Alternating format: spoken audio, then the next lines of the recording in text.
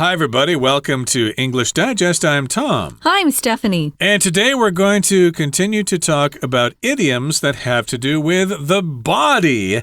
And, of course, we've got lots of body parts and lots of idioms that come from those body parts. We talked about a couple last time. We talked about 3 of them last time. And we're going to talk about some more today. And, of course, there are many, many more that we don't really have time to mention in today's program. Yeah.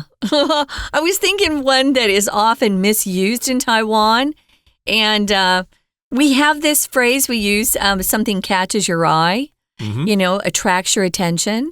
I had somebody say to me the other day, it caught my eyeball.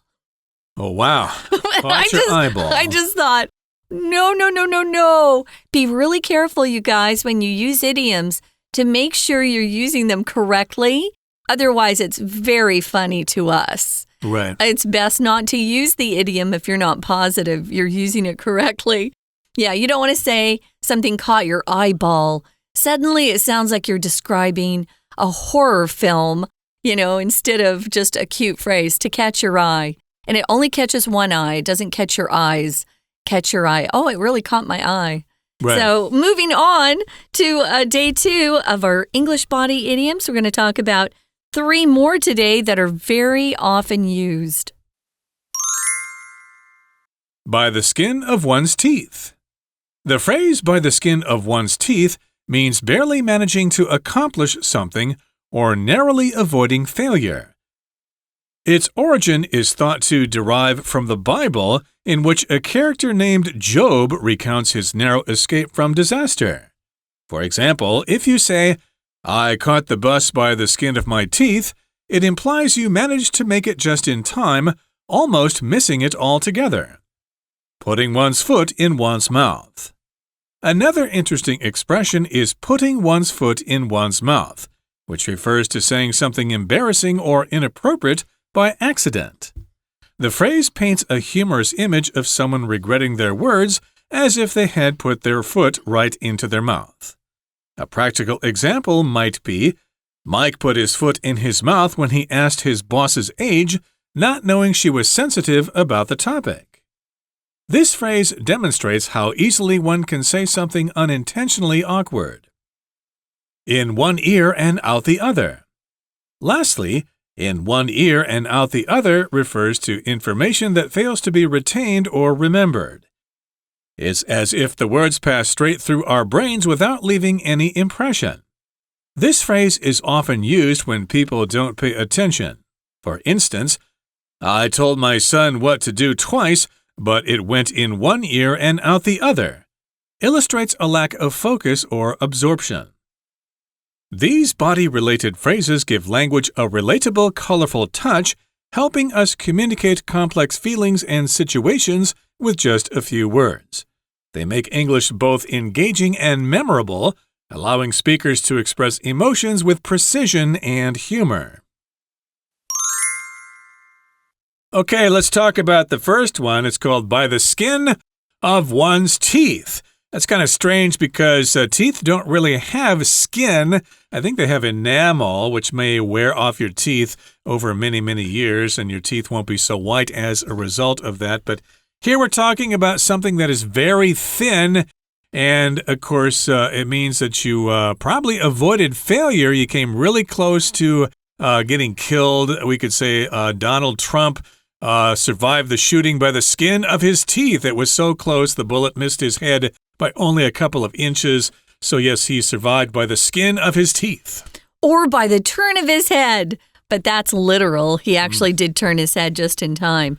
So by the skin of one's teeth, yeah, I never thought about that before, Tom, that we honestly don't have skin on our teeth. That's a weird thing to say.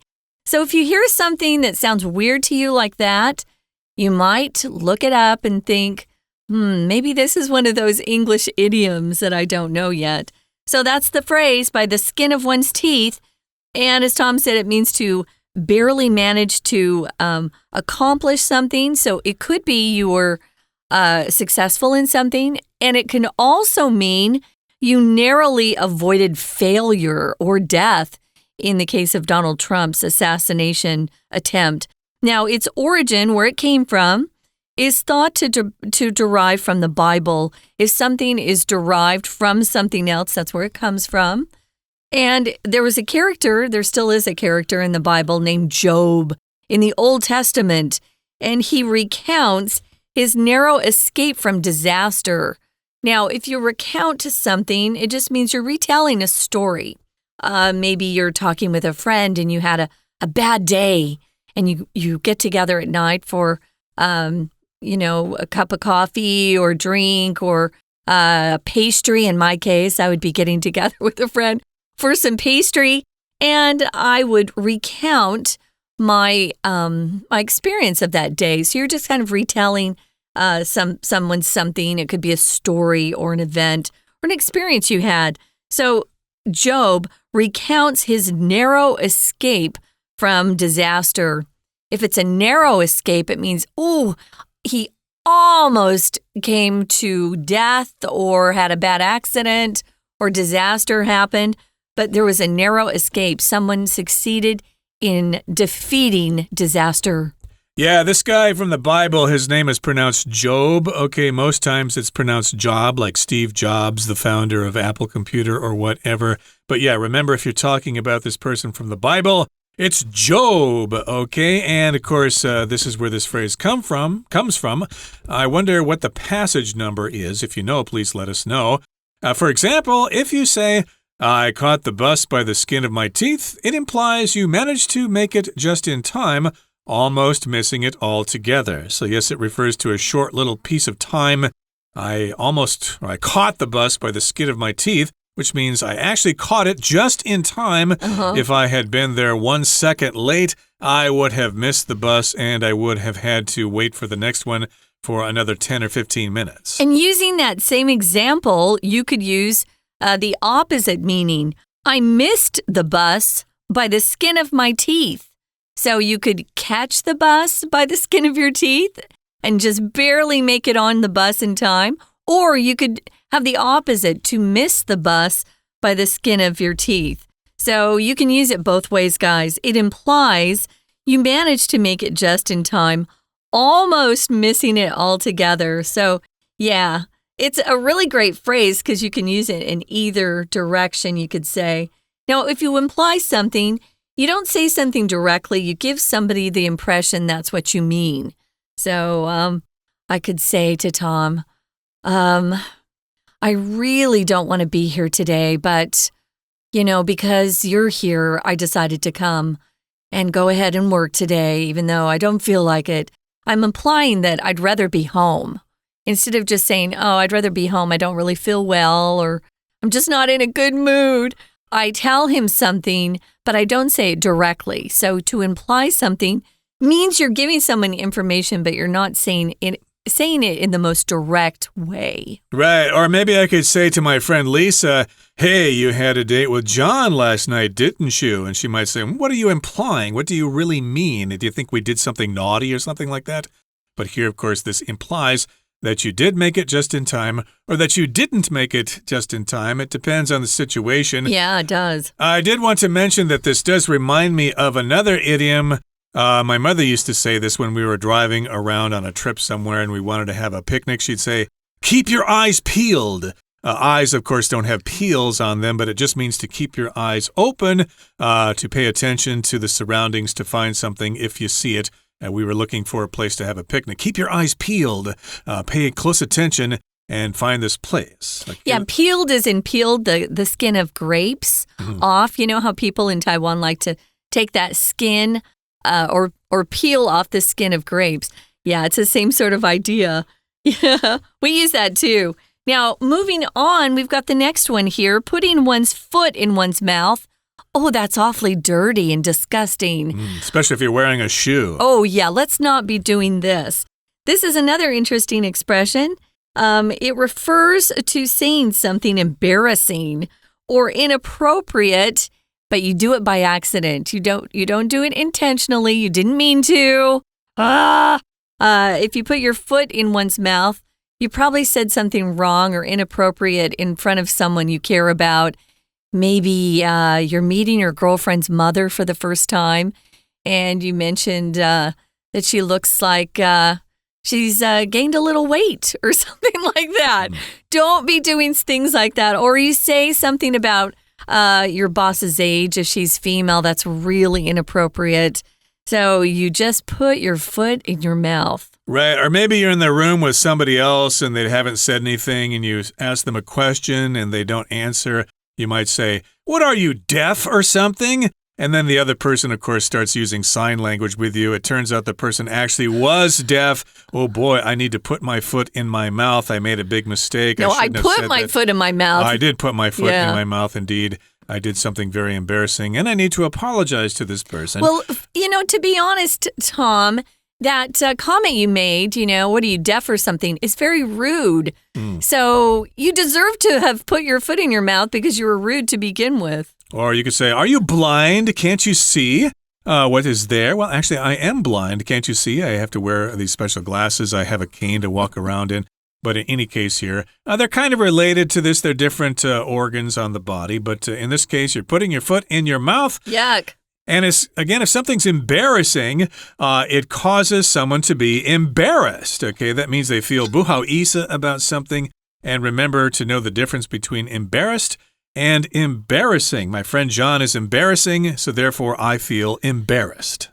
Yeah, try not to say, "I'm embarrassing," which means you're doing something that is making other people feel uncomfortable. If you're uncomfortable, you say, "I'm embarrassed." A similar one would be boring. I'm boring. That means you're a boring person. What you really mean is, "I'm bored. I want to do something else more exciting." Yeah, the situation you're in is making you bored or feel bored. Be careful because those are kind of funny mistakes to us, native speakers, when they happen. And we hear them quite frequently, to be honest. So let's look at some of the examples here. This phrase, it says, paints a humorous image of someone regretting their words as if they had put their foot right into their mouth. Yeah, humorous just means very funny.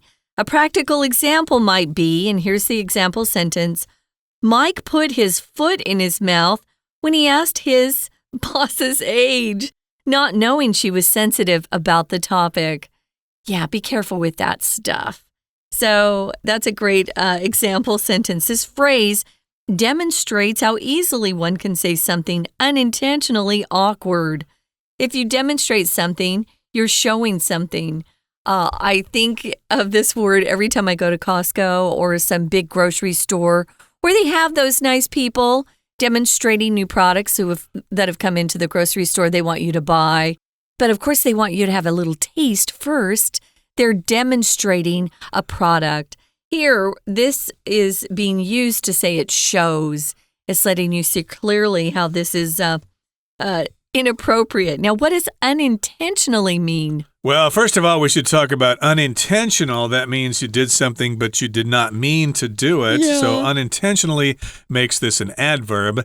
And yes, you don't want to say something unintentionally awkward, okay? Especially when you ask your boss how old she is. If your boss is male, it's probably okay. But if the boss is female, most women are sensitive about that question.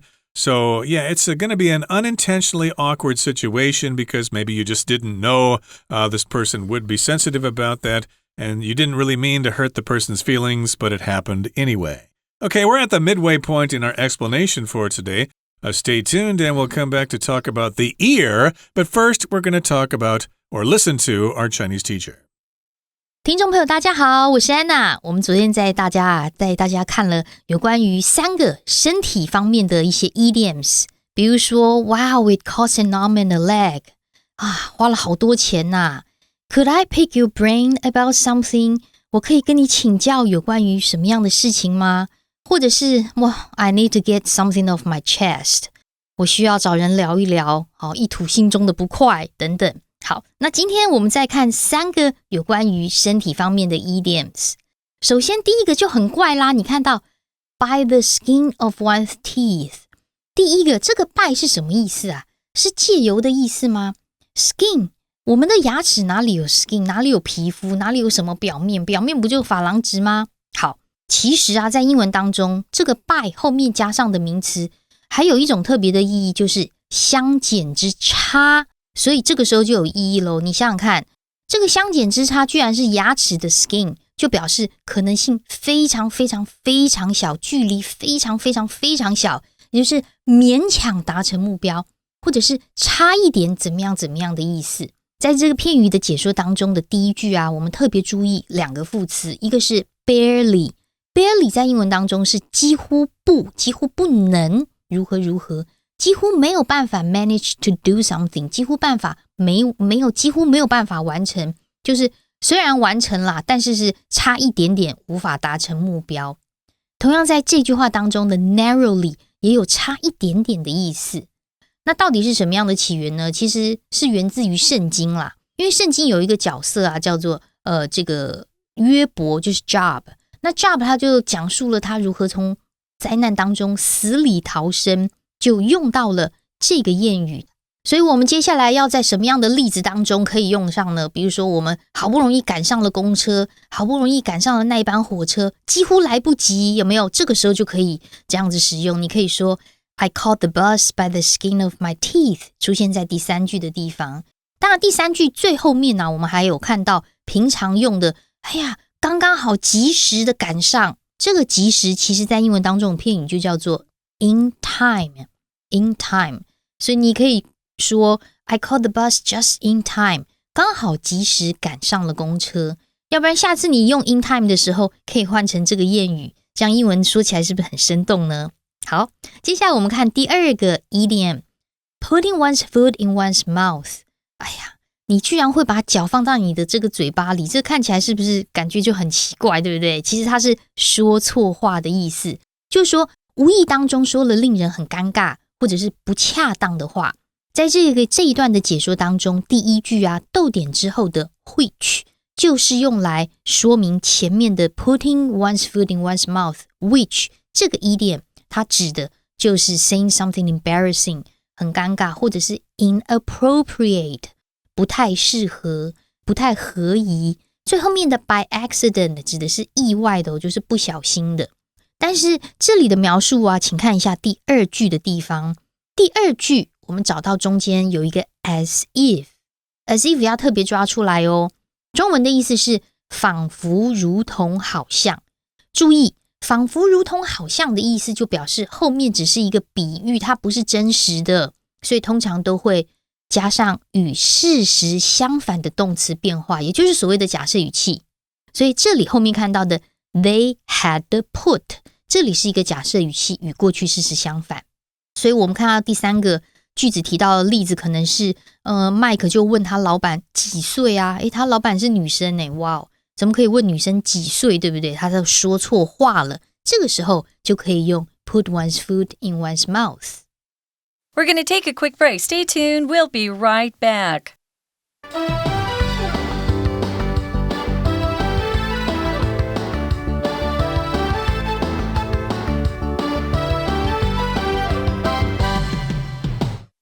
Welcome back, everybody. So far today, we've talked about a couple of idioms that have to do with the body by the skin of one's teeth and putting one's foot in one's mouth. And of course, as I said before, if I can think of any body part, I can probably come up with an idiom for that body part. We have so many of them. For example, if I talk about the nose, I could say, hey, you really have a nose for news. Okay, you really know how to sniff out news and find out what's happening. You could be a great journalist or something like that.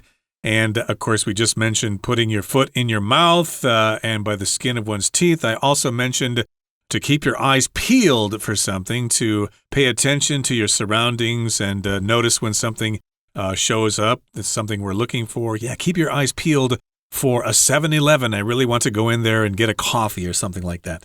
Now, let's move on now and talk about one that has to do with the ear. That's our organ that lets us hear. We hear with our ears. And the phrase is in one ear and out the other. Yeah. My mom would say this to us a lot when I was growing up. She would always say, I've told you this over and over and over again. You don't listen. It's in one ear and out the other, you know? So this is one that I grew up with, and I heard it quite a bit. Because sometimes when moms tell you to do something, you know, you hear it, but then she keeps saying it. And so you kind of turn off, which is a bad thing to do. Poor moms. So this is what in one ear and out the other means. It refers to information that fails to be retained or remembered. Or in my case, as a kid, ignored. So you could add ignored in there as well. If you retain something, you keep it. That's simply what that means, to keep something, to retain something. And we use it a lot when we're talking about information that we're studying, perhaps for an exam. Wow, I studied all night last night for the big test today, and I don't feel like I've retained any of it. Nothing of what I studied has stayed in my brain or stuck in my memory. It can be very frustrating. Yeah, and luckily, of course, lots of people here in Taiwan are able to retain their mother language. Lots of people, like Aborigines or whatever, are still able to speak their tribal languages. They have retained the ability to speak them. But here, the information just doesn't stick in your brain, okay? It goes in one ear and comes out the other, and you just don't pay attention to it, or you just don't remember the information. It's as if the words pass straight through our brains without leaving any impression. An impression, of course, means that you saw this thing and it affected you, you noticed it. You might give somebody a good impression, for example, if you meet somebody for the first time. If you're a handsome man or something and you meet a beautiful girl, you want to make a good impression on her so that she has a favorable opinion of you and she wants to go out on a date with you. You also might make a bad impression on someone. If you come without having bathed or whatever, you're not wearing very fancy clothes, your hair is not combed, that might give somebody a bad impression. Yeah, you don't want to do that. This phrase is often used when people don't pay attention. Oh, here come the kids again. They're just not paying attention to mom or dad, especially when mom or dad are trying to tell them to do something they don't want to do, like homework, or their chores at home, like cleaning their bedrooms, or maybe helping clean the bathroom or do the dishes, things like that. For instance, here's an example sentence. I told my son what to do twice, but it went in one ear and out the other. This is the perfect example of a mom trying to get her son to listen and to obey, and the son just doesn't. It's like they don't hear it at all. So this illustrates a lack of focus or absorption, or sometimes just a kid wanting to ignore what they don't want to hear. Right, and again, this one has to do with the ear. Can you define the term to give someone an earful of something? Oh, if you give someone an earful, you're usually ma tamen, right? You're getting after them for doing something wrong. Oh, my boss gave me an earful after I screwed up that deal today with our biggest client. Or maybe you were supposed to do the dishes or take out the trash and you didn't, and your mom or dad came home and you got an earful. Oh, my mom gave me an earful tonight, which just means someone scolded you, got angry with you, or told you off for doing something you did wrong. We've also got mouthful. I took a mouthful of food or something. I ate quite a lot of food, as much food as I could fit in my mouth. We've also got a phrase, in the blink of an eye or in the wink of an eye. That means something happened really, really fast, like the speed it takes you to blink your eye. Something happened in the blink of an eye. And there are lots of other ones that have to do with our body parts as well. Again, I have some here. Oh, you do? Let's hear them. Yeah, I was looking some up. There's so many. If you let your hair down, let one's hair down. Oh, wow. Tonight I'm really excited. I'm going to a party. I'm going to let my hair down, which means you're going to relax and have a lot of fun. My lips are sealed. Sealed. What does that mean? If someone says, my lips are sealed, it means they promise to keep a secret. My lips are sealed. They're not going to open and to share that nice, juicy secret they've just heard. Speaking of lips, there's another phrase, don't give me any of your lip, which means don't tell me those things that I don't want to hear. Well, don't talk back to me if you're a young kid and you're talking to your parents. Don't give me any of your lip. Yeah, that's kind of an old phrase, though. My parents used that before. It's old. Yeah, it's old-fashioned. What does it mean if you stick your neck out for someone? Stick your neck out for someone. That means you're willing to help somebody and sacrifice your own safety in the process because, yes, indeed, you are exposing your neck to someone who might cut it off or might cut your neck and cut your head off or something. So Yeah, I really am going to stick my neck out for you because you really need my favor here, but of course I'm risking my reputation to do so. Yeah, there might be bad consequences for that person who's willing to stick their neck out. Or someone could be a pain in the neck Yeah, as well. Someone could be a pain in the neck. Here's one that most of our listeners should know. Someone has a sweet tooth. Ooh. Yeah, someone likes sugar or lots of sweet things. What if someone gives you a pat on the back? Yeah, my boss gave me a pat on the back today. It's a gesture that usually is done because someone wants to thank you for something or recognize you for doing something good. What about if someone makes your blood boil? Ooh, Tom makes my blood boil. What does that mean? That means they make you very angry because you heat up with anger and it might actually make your blood boil like water. And I think there's something with bones, like I feel it in my bones, for example. That means I really feel it deeply down. Yeah. I love you down to my bones or whatever. The bottom of my heart, I mean it from the bottom of my heart. I'm very sincere. I'm not kidding at all. Oh, there are just so many of them. Do we have any having to do with the esophagus? No. But here, I have one for neck. Stick your neck out for someone, right? Yeah. Here's one that is also a heart idiom. Oh, Sarah came home from school and just was crying her heart out. If you cry your heart out, it means you're crying very hard. Your just heart's broken over something. Maybe you didn't get the lead in the school play when you went to audition. Or you don't have the heart to tell someone something bad. You didn't get the job, but I don't have the heart to tell you that. Well, that's a good one, too. What about, let's see, keep an eye on something? That's a pretty familiar one. Just means you take care of someone or watch somebody in order to protect them. What does pull one's leg mean? Hey, he's pulling your leg. Tom. Yeah, that's a weird one. It just means you're lying to somebody. We also have the phrase to break a leg. Oh, wait. But pull, if someone pulls your leg, it also means to tease or pull a joke on someone. Okay, right, exactly. To pull a prank on somebody. Yeah. So. Oh, he's pulling your leg. He's teasing you. Oh, we've got so many. We could talk about ones with the toes, the feet, the ankles, the shins, the thighs, or whatever. We've got all sorts of idioms having to do with the body. Hopefully, we'll be able to cover this topic more in depth in the future. But here's the final paragraph. It says, these body-related phrases give language a relatable, colorful touch, helping us communicate complex feelings and situations with just a few words. Yes, if you have some of these phrases in your arsenal, if you have them ready to use, then you can pull them out in conversations and you can actually give your language some color. Okay, you can make it sound rather unique, just like you use those 成语 in Chinese to make your sentences more colorful. Yeah, and if something's memorable, of course, you're always going to remember it. And if you do something with precision, you do something with exactness. You're very, very accurate, very careful. These are some really great ways to add some color and up the level of your English. You know, this will mean that you're increasing the difficulty of your English. So all of these are great things. We hope that you can set a goal and add perhaps 5 to 10 more idioms this year to your language and try to use them with friends. Okay, let's listen now to our Chinese teacher, and then afterwards, we will dance cheek to cheek.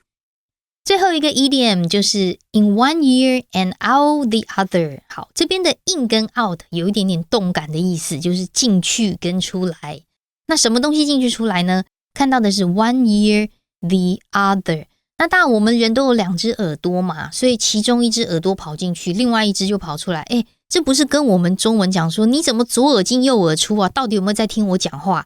几乎是一样的意思。英文也有这样子的谚语。好，那当然在这个 idiom 当中，我们可以提一下列举的用法。因为只有两只耳朵的关系，所以在英文当中，如果是逐一列举的时候，列举的人事物只有两个，其中一个用 one， 那另外剩下来的一个，只要是剩下全部都会有定冠词哦，剩下那唯一的一个就会用 the other。 所以基本上就是觉得大家没有 pay attention 的时候，你就可以说你怎么左耳进右耳出，没有 pay attention 的时候。那么当然我们昨天到今天讲了3个有关于身体的 idioms， 那下次呢，当我们在用的时候啊，其实多用一些谚语就可以让我们的英文不不仅是用的精准，而且又非常的幽默。那么我刚刚提到的这个中文意思，其实出现在今天文章的最后一段。最后一段的最后一句，最后一段第二句这个地方，逗点之后有一个 allowing， 这里的 allowing 其实是 and 省略的分词构句。好，我们句子整个可以再看一次哦。They make English both engaging and memorable， 会让英文变得很有趣，令人难忘。And allow and 省略 allowing， 为什么 and 可以省略呢？通常可以指的是前面的动作跟后面的动作几乎是同时发生的，所以当我们在使用这些谚语的时候，会让英文会很有趣，然后又令人难忘，印象很深刻嘛。而同时又会让说话者可以表达我们的情绪 to express emotions with precision and humor， 可以很精准又可以很幽默的方式来表达。好，以上是我们今天的内容，我是安娜，我们下次见。That's all for today, everybody. Thanks for joining us. And hey, shake a leg and check out our online content on YouTube and Facebook. You might learn a thing or two. From all of us here at English Digest, I'm Tom. I'm Stephanie. Goodbye. Bye.